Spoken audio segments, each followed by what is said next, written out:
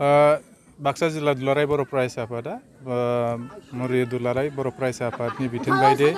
13 बोसोर बैसोनि सिंनि जोलुर बादायलायनाय बेखौ ब्रैथि खेबनि थाखाय होबाय थादों आरो बेयो फैयै फैयै जोबथा सान थांनाय 27 जुलाइनिफ्राय बेखौ जागायनानै मोननै जन गुबैयै नारायणपुरनि बेन्दोङाव मोनसे जन आरो गबर्धनानि नैबे लासित एमइ स्कुलनि लांगोनायाव मोनसे जन बे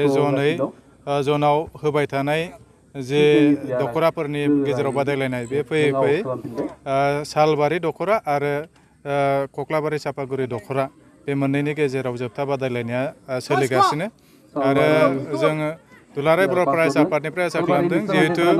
फुटबला बयनिबो थाखाय अनसायजानाय दिनै बिटिआर हालामल' नङा सारा बिश्वआवनो मोनसे माने अनसायजानाय गेलेनाय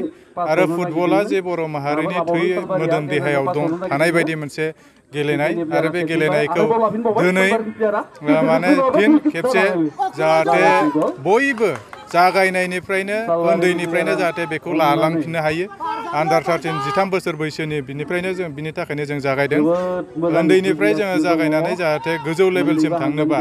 दानिफ्रायनो जागायनांगोन आरो बेखौ जाहाथे लांनो हायो आरो बेजों लोगोसे मोनसे जोङो खावलायनो नागिरदों जे दिनैनि समाव लाइमोनफोरा गोबां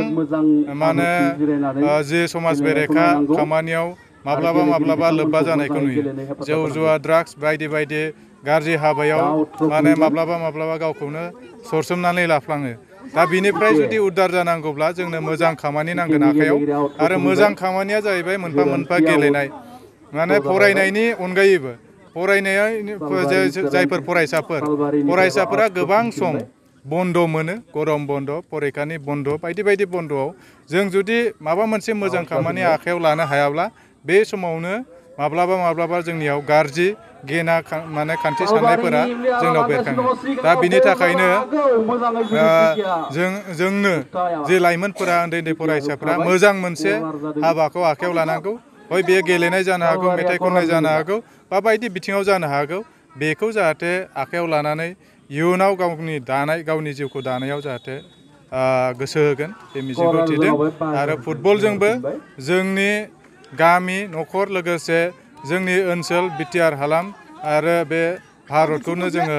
नाम खालामनो हायो आरो बेबायदिया गोबां दंसै बर' माहारियाव दा बिनि थाखायनो फुटबलजोंबो जाहाथे जोङो